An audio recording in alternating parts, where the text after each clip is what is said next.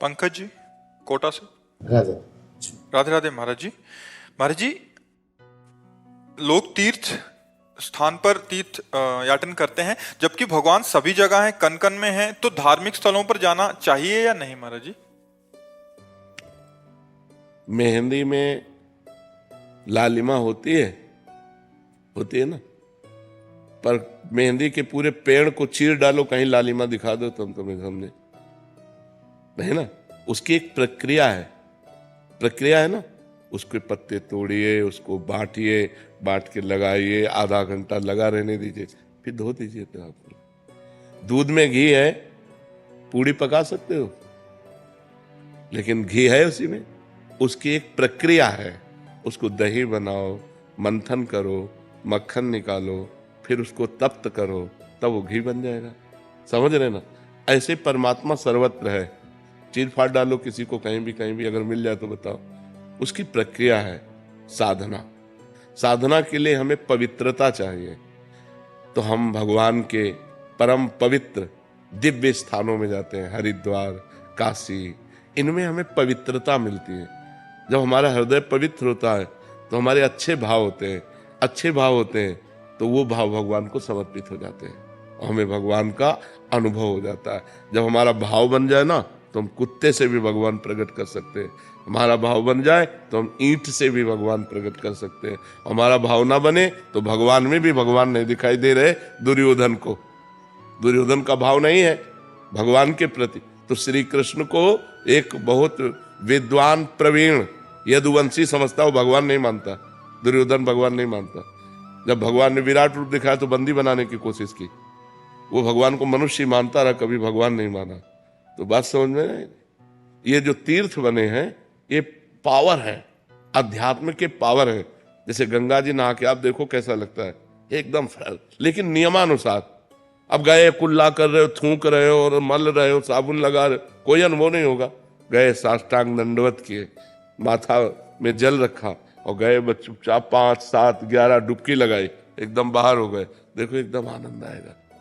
वृंदावन आए, परिक्रमा लगाओ, बिहारी जी के दर्शन करो, किसी का दिया हुआ कुछ खाओ मत, रजरानी लगाओ, नाम जप करो। जब जाओगे तो एक अच्छा अनुभव होगा, एक आनंद अनुभव होगा। अब यहीं आओ, इधर उधर सब गंदगी करो, तो जब जाओगे तो कुछ हाथ नहीं लगेगा।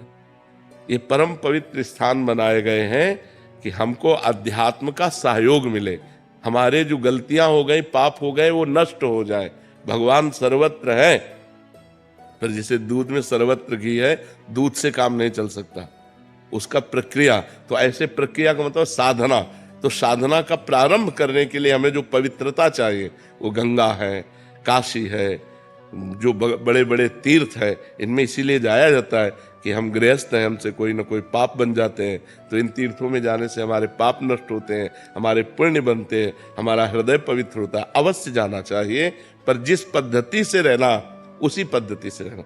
हर तीर्थ में एक दिन उपवास करना चाहिए। अगर 3 दिन वास करे तो एक दिन उपवास करना चाहिए, दूसरे दिन फलाहार करना चाहिए, तीसरे दिन अन्नाहार करना चाहिए। एक दिन तो प्योर पूरा ऐसे जल पे रहना चाहिए, या ऐसे कष्ट सहना चाहिए तीर्थों में जाकर। एक दिन उपवास करो, वृंदावन की परिक्रमा करो, बिहारी जी के दर्शन करो, यमुना स्नान करो, यमुना जी के पास बैठकर नाम कीर्तन करो, नाम जप करो, ये कमाओ।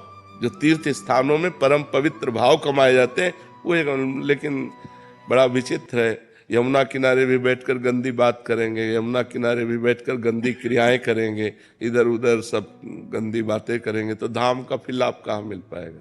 तो समझ पाते हो, जरूर जाना चाहिए। तो महाराज जी, जैसे इतने बड़े बड़े तीर्थ स्थल है, कभी कभी वहाँ पे अनहोनी हो जाती है, इंसान भगवान को पाने जा रहा है। आप हमारी बात सुनो। अनंत जन्मों से भटका हुआ जीव, शरीर तो छूटना ही है, राइट टाइम है शरीर का।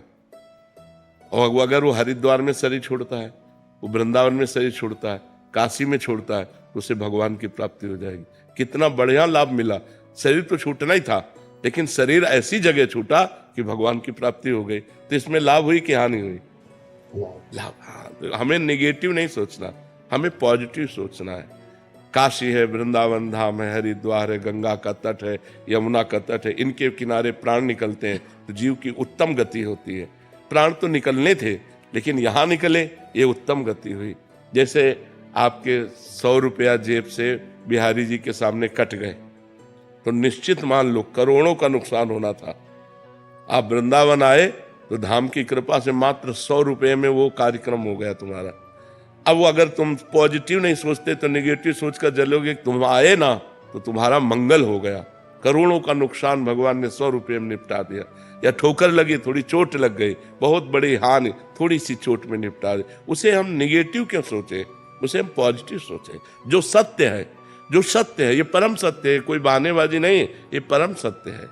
एक दो मित्र थे, एक जब सयाने हुए तो शराब पीने लगे, गंदे आचरण करने लगे, वैश्यागमन, जुआ खेलना, शराब पीना, ऐसे सब। और एक था रोज गंगा नहाने जाना, भजन करना, शास्त्रों का स्वाध्याय करना। तो बहुत दिनों के बाद दोनों मित्र मिले, दूर से देखा वो गंगा नहाने वाला आ रहा है और उसने देखा कि वो हमारा मित्र जो भटक गया गंदे आचरणों में वो आ रहा है। तो जो गंगा नहा के आ रहा तो एकदम नीचे देखा तो खजूर का कांटा घुस गया उसके पैर में, नंगे पैर गंगा नहाने गया था और उसके ठोकर लगी जो पाप कर्म करता था। तो एक थैली मिली असरफियों की, तो उसने कहा रोज गंगा नहाता है, राम राम रटता है, क्या हुआ, देख खजूर का कांटा, मैं मनमानी आचरण करता हूं और देखिए थैली मिली। उसको लगा यार कि हम इतना संयम नियम से चल रहे हैं, हमें खजूर का कांटा इतना बड़ा होता है, इसलिए आज से मैं गंगा नहीं नहाऊंगा, भगवान का भजन नहीं करूंगा। तो जब किसी को संशय हो जाता है तो भगवान धर्मात्मा पुरुष का संशय निवृत्त करने के लिए कोई न कोई रूप धारण करते हैं, चाहे वो ग्रंथ रूप मिल जाए या कोई संत मिल जाए। तो भगवान एक संत के रूप में आए और कहा बेटा तुम्हारे कांटा लग गया क्या, लाओ मैं निकाल दूं, तुम भगवान का भजन करते हो इसलिए तुम धन्य हो। तो उनका अब ये सब बातें हमको मत बताओ कि धन्य हो, धन्य वो है। तब उनका बेटा तुम्हें उसे पूर्व जन्म की बातें याद नहीं है, तुम्हारा पूर्व जन्म में इस समय तुम्हें सूली की सजा मिलनी थी, खजूर के कांटे से इसलिए निकल गई कि तुम गंगा नहाते हो, नाम जप करते हो, और इसे चक्रवर्ती सम्राट होना था।